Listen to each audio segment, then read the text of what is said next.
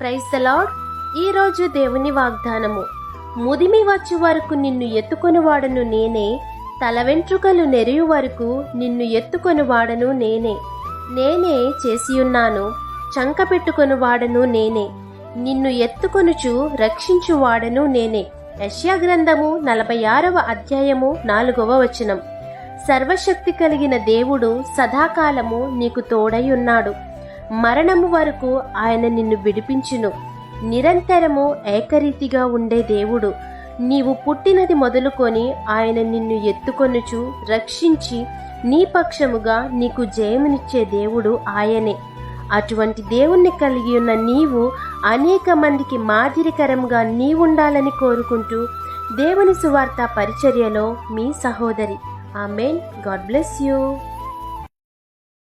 Download ShareChat.